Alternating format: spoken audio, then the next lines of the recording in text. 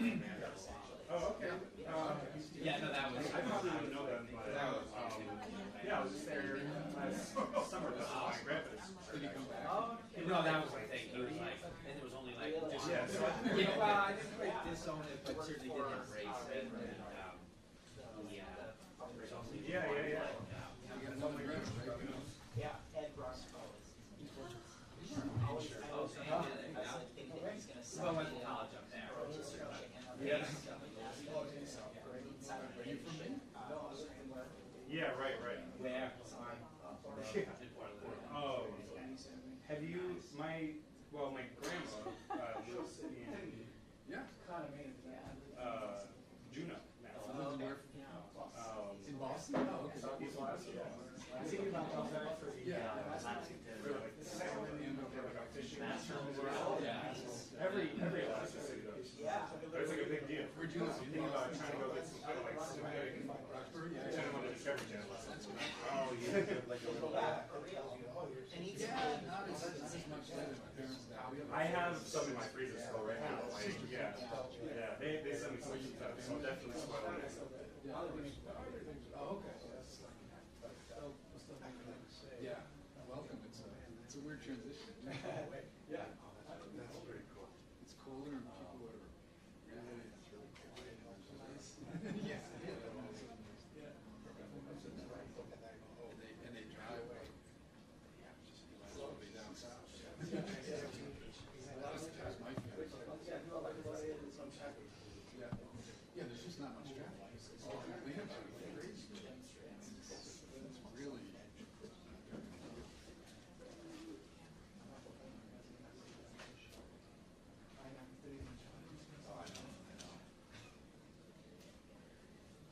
Everything costs a lot less here.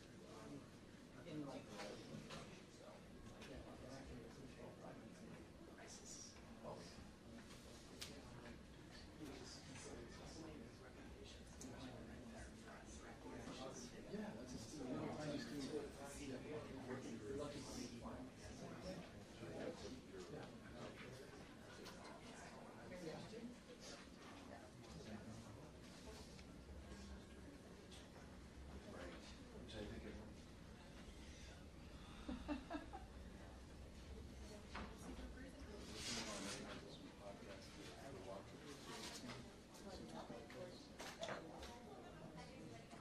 I'm sorry.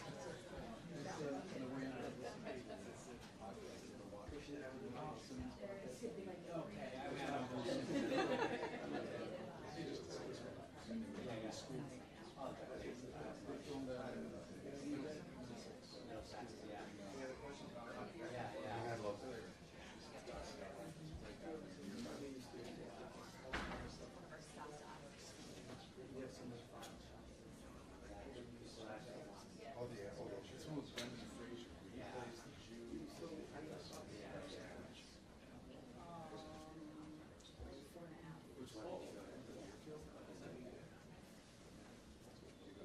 I would know. I went for public. I was like public.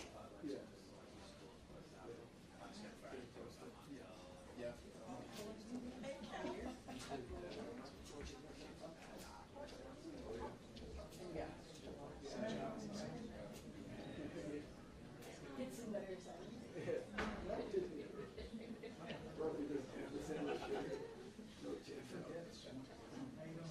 I know. Like,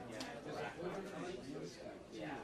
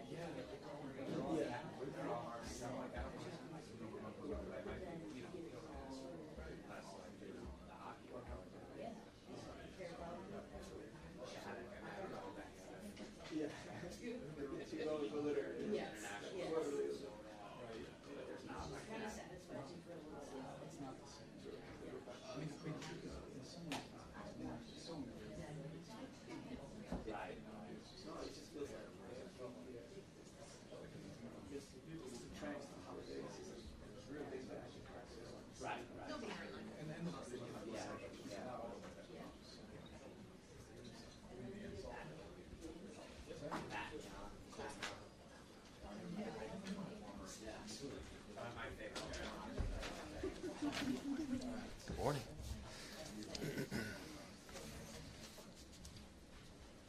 Want to file in behind, please? Yeah. Good morning, everyone. So today is not about a flashy announcement.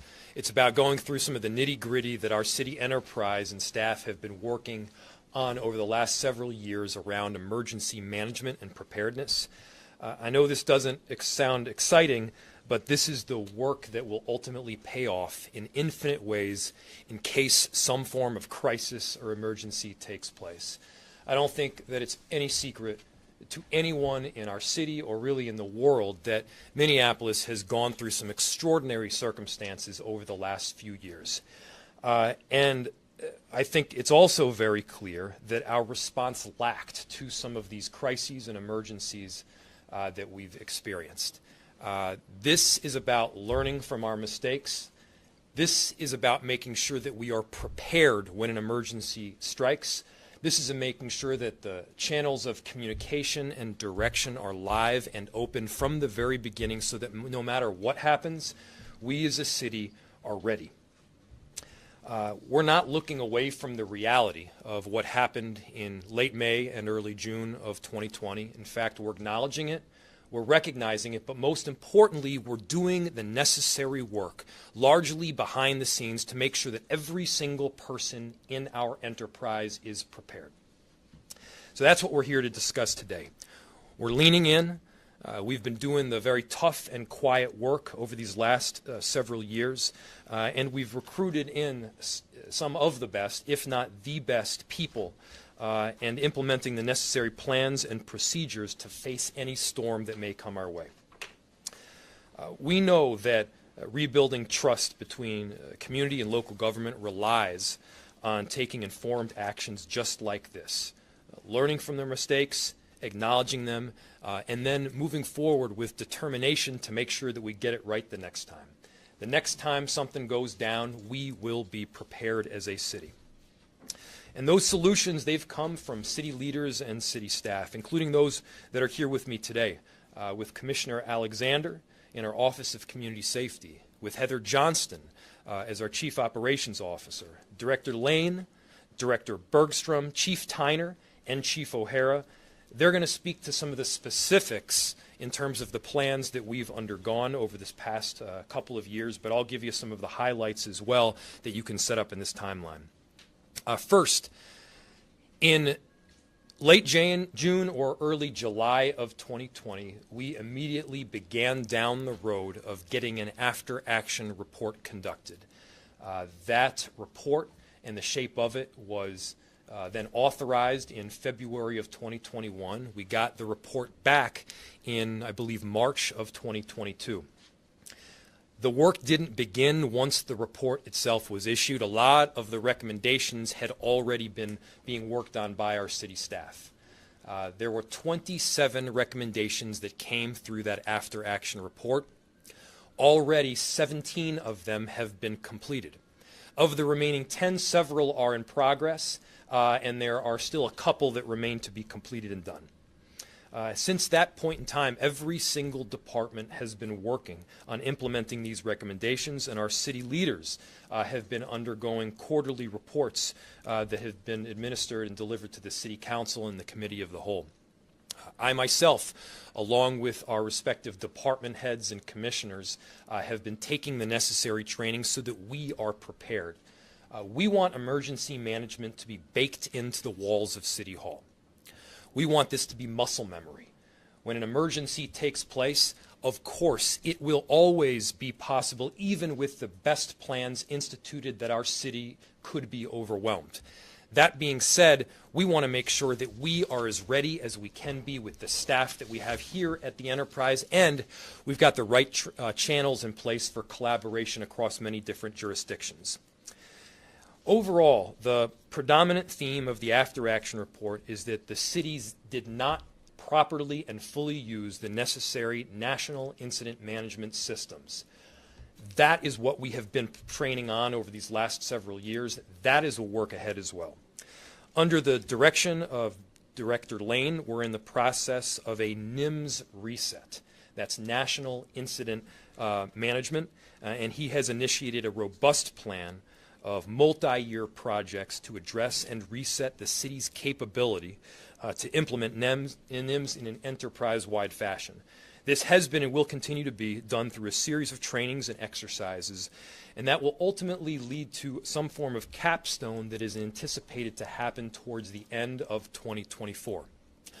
We have applied to the federal government and through FEMA to have this capstone in place in Maryland, where our full city enterprise leadership team can go out, can operate in live simulations, and can better plan for anything that could be happening in the future.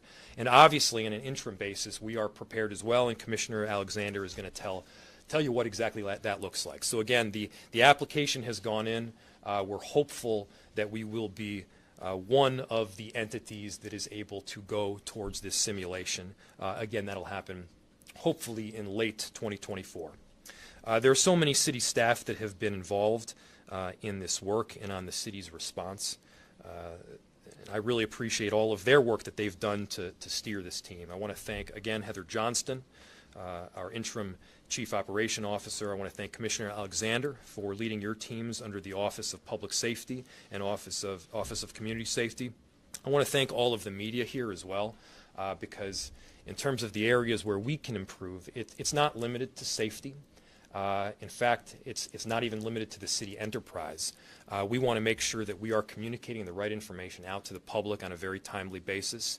We want to make sure that those right channels are in place from the get-go.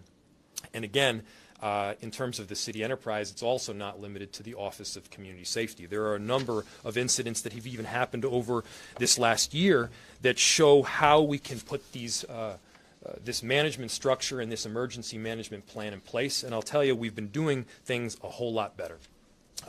There was the water main break that happened a few months ago, and that was an excellent response from our Office of Public Service. There was Operation Memphis that the Office of Community Safety led out, and although there wasn't need for a response in full, we were certainly prepared. There have been snow emergencies that have taken place, which we have found a number of ways to better utilize our emergency response and management system. So again, this is a source of, I guess, humble pride. We are recognizing the shortcomings that we've seen, the mistakes that have been made, and we're correcting them. That's the message that we're here to deliver to you all today. We will be prepared the next time an emergency takes place, and it's in large part due to the people that are standing here behind me. So I want to thank everybody again. I mentioned before, I really want to give another big thank you to Director Bergstrom in Communications, to Chief O'Hara, and to Chief Tyner, in addition to our commissioners and our Chief Operations Officer. And with that, I want to turn this over to Commissioner Alexander to give you a bit more of a rundown on how this emergency management plan is undergoing. Thank you, Mayor, and good afternoon for being here with us. The City of Minneapolis continues to make significant progress in addressing recommendations raised in the 2020 After Action Review that we're providing the community with the update on today.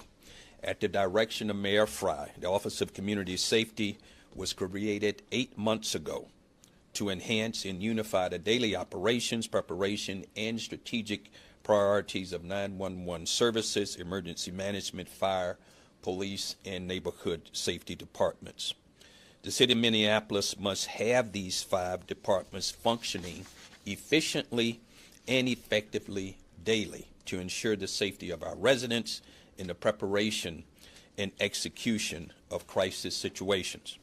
This unified effort has already paid dividends. For the example, the progress reported here recently from Operation Endeavor, as well as the intentional preparation from internal and external departments and partners for Operation Memphis. I want to commend Director Lane and his team for their leadership in completing a significant portion of this work. Chief O'Hara and Chief Tyner, I want to thank them for their leadership teams where they have worked diligently to respond to many of the outlined recommendations. For today's presentation, Director Lane will highlight the implementation, progress made by the City of Minneapolis. The Office of Community Safety Leaders before you today will be available for questions after this presentation. We know the City of Minneapolis has many challenges before us, but we know today that we're uniquely equipped to be able to meet those challenges, whatever they may be, into this 21st century. So thank you, and I'm going to introduce my friend and colleague, Heather Johnston, who's the interim city operations officer for the City of Minneapolis. Heather? Thank you. When released in March of 2022, we knew this was not a report that could just sit on the shelf. At the mayor's direction, we immediately began a regularly scheduled briefings with the council to ensure that the policymakers and the public knew that we were implementing the recommendations in the report. My colleague, Commissioner Alexander, spoke to the coordination between the departments of the Office of Community Safety. We are doing that same coordination within the Office of Public Service, or OPS. In addition to ensuring that our 17 departments are participating in the emergency management training, the OPS recommendations fall within the areas of public information and communications. The work currently underway includes a review of the city's policies and procedures for the Joint Information System in conjunction with the emergency management, and a robust training curriculum of both online and in-person National Incident Management Systems coursework for the city's public information officers. Since September, the Office of Public Service has been leading work with a crisis communications firm to develop a citywide crisis communications plan. Planning has involved communications teams throughout the city. This planning has included an analysis of past, present, and future enterprise needs that will address crisis communications operational protocols for a variety of response events, including large-scale physical infrastructure failures like the water main break that the mayor mentioned, law enforcement incidents, public health events like COVID-19 pandemic, crises born out of racialized harm like the civil unrest, and financial or reputational crises. With information gathered from our crisis communication planning sessions, we will work together to further align the city's public information and communications emergency operations plan and refine the critical incident communications protocol. Our communications team is working collaboratively with the Neighborhood and Community Relations Department, as well as other departments, to recommend next steps with a focus on improved sharing of information within the community. NCR provides leadership within the community relations section of the city's joint information systems and works hand in hand with city PIOs during a crisis. NCR is also working with city departments to evaluate existing community feedback that we have already received from the city's response to the civil unrest. We will be working with the city attorney's office to clarify the guidelines on curfew waivers, to reduce confusion and clearly communicate these guidelines to city staff and the public. As you've heard, improving our responses involve every department in the city enterprise. The clarified lines of authority within the new government structure provides a framework for the city to be set up for success in crisis situations. We look forward to training with our colleagues across the entire city to ensure that we are providing the emergency response that our residents deserve. Thank you. I'm going to turn it over to Director Barrett Lane. Thank you, Ms. Johnson. My name is Barrett Lane. I'm the Director of the Emergency Management Department. Thank you for being here today. A year ago, Mayor Frey tasked me and my department with coordinating the citywide response and improvement plan associated with 27 recommendations in the after-action review that we've been speaking about today. Initially, we've broken that work down into two lines of effort. One line of effort, as you heard talked about before, is this NIMS reset. That's National Incident Management System reset. Part of the National Incident Management System is the Incident Command System, which you've seen referenced throughout the report. So those two things go together when you're thinking about this. Cutting across the report and many of the recommendations was this theme that the mayor mentioned as far as our capability to use those systems to manage complex events. And we determined that the most effective way of addressing that would be to simply retrain, re-exercise, and reinitiate that entire system. And that is what we have done. Over the course of the last year, we have scoped that project. We have found resources to fund it. We have contracted with exercise and training teams, and we have implemented a number of training opportunities already across the enterprise. We will continue to do that throughout 2023 as we move toward that integrated emergency management course that the mayor referenced as the capstone. That will be a federally sponsored course that will take all of the elements of our emergency management program through its paces at that federal level. We hope to hear in May of this year as to whether we're awarded that class or not. If not, we will test ourselves at that level regardless. So rest assured that that capstone is going to happen one way or the other. The other line of effort, since the various recommendations had to do specifically with department improvements and projects, we tasked out those specific projects, recommendations to the responsible departments, and they have been working on that series of projects over the course of the last year. You'll see in the report just two summaries. One is a scorecard on where all of those stand at a very high level. The other thing that you'll see in there is a schedule for the training and exercises that are coming up this year. So those really are as we look forward here, those are the elements that we will be implementing as we go forward with these two lines of effort this year. As mentioned, we've reported quarterly to the Committee of the Whole. The next quarterly report will be next week. We will be bringing this information to the City Council and working with them at that level as well. The one thing I would like to say in conclusion is that I think we can't underestimate the impact that the reorganization and the Office of Community Safety's structure has had on this project. It has accelerated the work. It has made it easier and more comprehensive to perform, and indeed made it easier and accelerated the work of even producing the report. This is a system that's working well as far as making sure that the 5 agencies are working together. But this effort is system-wide, as COO Johnston said. And as a result, one of the things we're doing is requiring every city employee to take basic course in emergency preparedness, continuity of operations, and personal preparedness. It begins at that grassroots level. So we are making progress along those lines, and we will continue to do so as we work toward reestablishing these capabilities for the benefit of the city of Minneapolis. Mr. Mayor? So thank you, Director Lane, and I can't tell you how much we appreciate all of your leadership and organization as we've moved forward with this emergency management plan. Before I open it up to questions, I'll anticipate what could perhaps be the first one, which is what has been the biggest area of improvement and what were the biggest shortcomings. The biggest area of improvement has definitely been the new structure of government that Director Lane mentioned.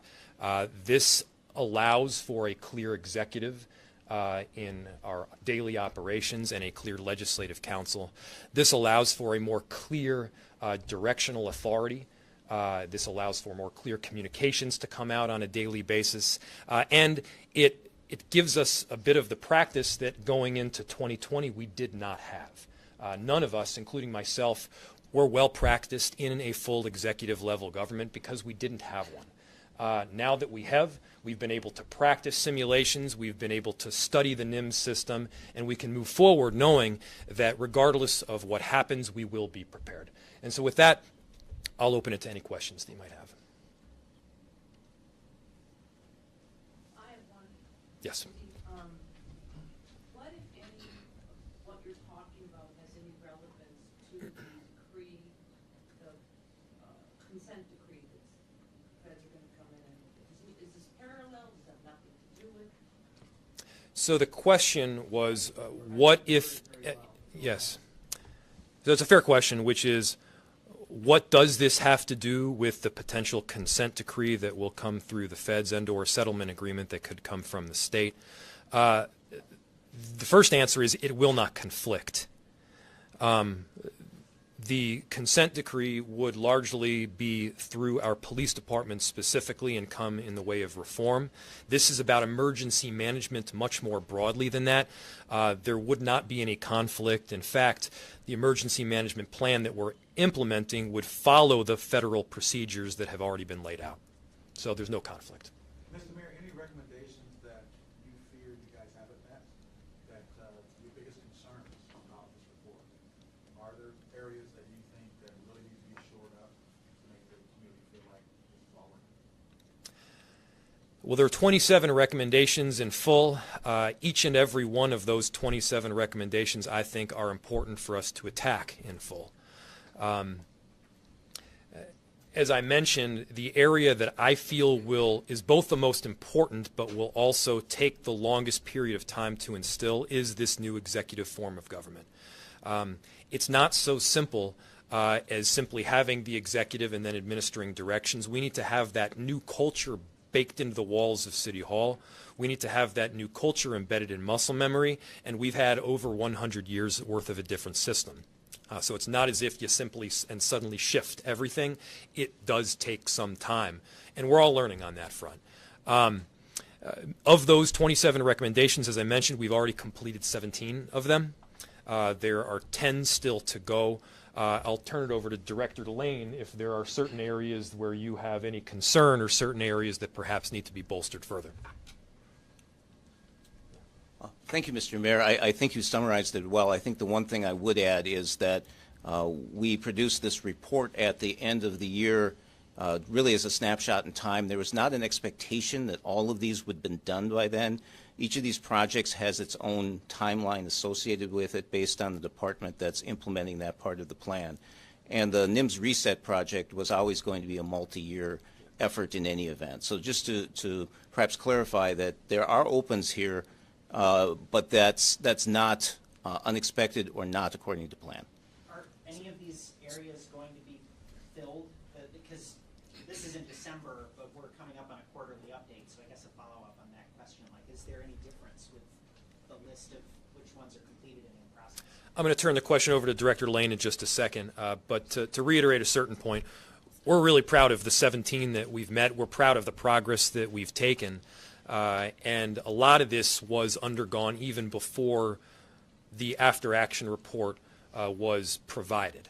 So again, this work is ongoing, and it's not going to finish once we've completed all 27 of these recommendations. Director. Thank you, Mr. Mayor. I do expect to see an update next week, so you'll see some movement in that chart. I have a question for the mayor. Mr. Mayor? Yes, I'll go here and then here. About taking necessary training for all these departments. What specifically have you learned through trainings that you've done? So yeah, I've taken several trainings myself. Some of them are a few hours, some are the majority of the day. These are extensive, and again, they all lead towards what we hope will be a capstone in late 2024. You know, one of the biggest lessons that I've learned is the areas where I should be involved and the areas I should not be involved. I am not the incident command. I am not the entity that arrives above the incident command, and I'm not functioning out of the emergency management center. There are certain questions in a well-functioning structure that will ultimately come up to me. And it's important, it's really important that we're trusting our experts every step of the way throughout this process. So much of this, again, has been allowed by this new government structure. Again, it allows us to train in ahead of time. It allows me to direct all department heads to come and attend these trainings.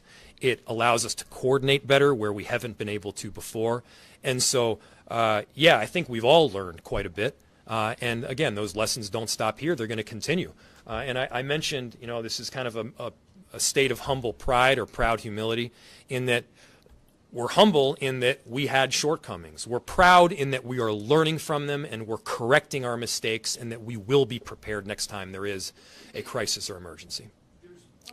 I promise over here next and then I'll go there, I promise. Paul Bloom. Paul, yes. Thanks to someone who Yes. is out there, and I want to understand how this comes to the ground, what happened out there? Is there a new strategy? Would a precinct be defended? How do we keep the city, a large swath, from going up in flames? Is there a strategic change in just kind of preparing for it? Is there anything you can verbalize here today just about what happened to our city in those days after Floyd? So there's looking back and then there's going forward. Looking back, decisions like the 3rd Precinct, I stand by.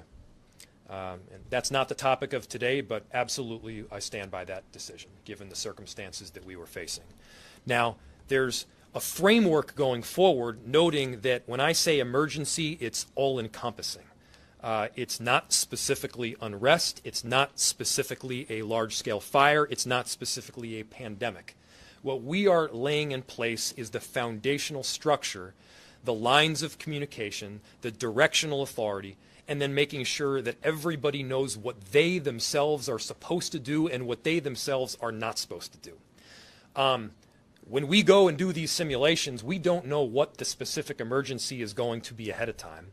And the whole concept is that we're not preparing for one specific thing. If we could, we'd have no problem. If we could predict what the future is, and this is, then of course we could prepare. Something else that I need to state is that we could be fully 100% prepared with a full plan in place and still be overwhelmed. California Fire is not always able to deal in full with the wildfires that happen across their region. That's just one example. Similarly, we in Minneapolis, like anywhere in the whole country, can be overwhelmed. What we're trying to make sure of is that we have done everything that we can possibly do to make sure that we're prepared. Yes?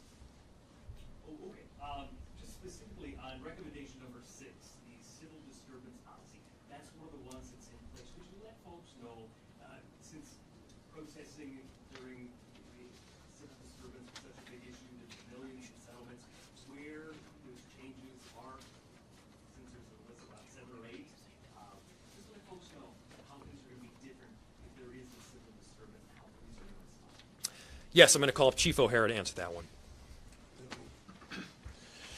Thank you, Mayor. So I think it's very clear to the members of the police department today where we stand as far as protecting people's First Amendment rights and where we stand as far as using force.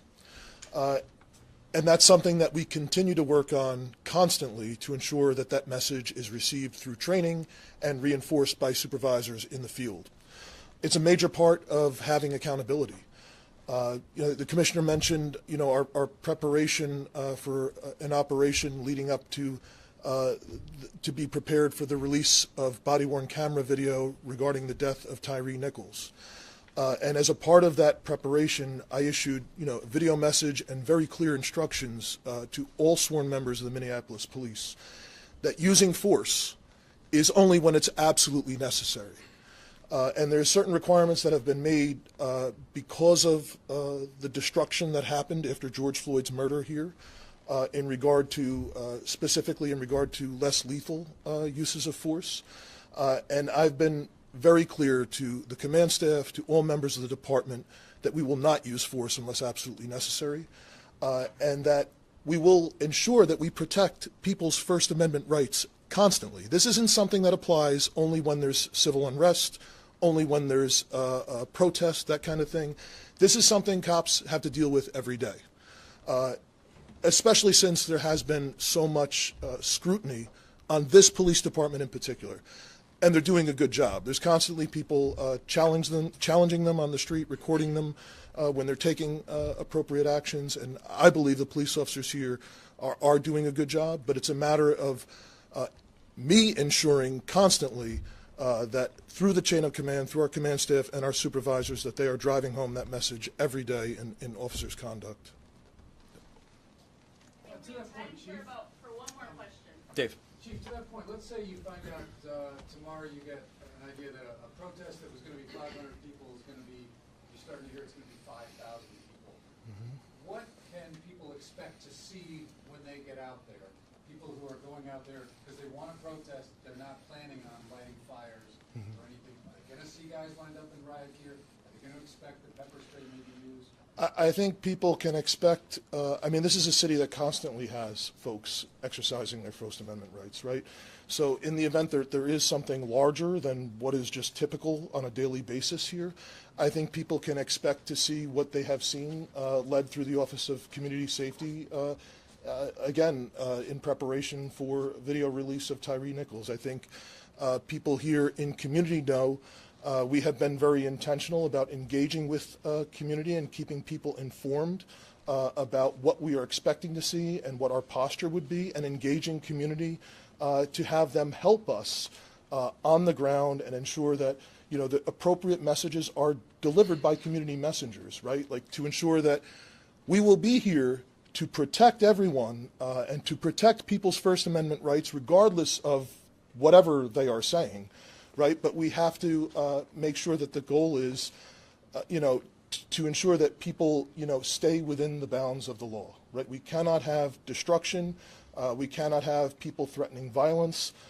We cannot have, you know, that sort of sense of chaos. But we are here to ensure that we will protect people's right to assemble and people's right to protest.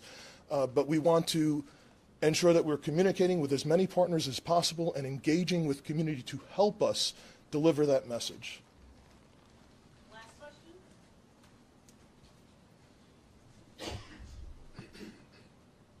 Thanks everyone for your time. We really appreciate the coverage, most importantly because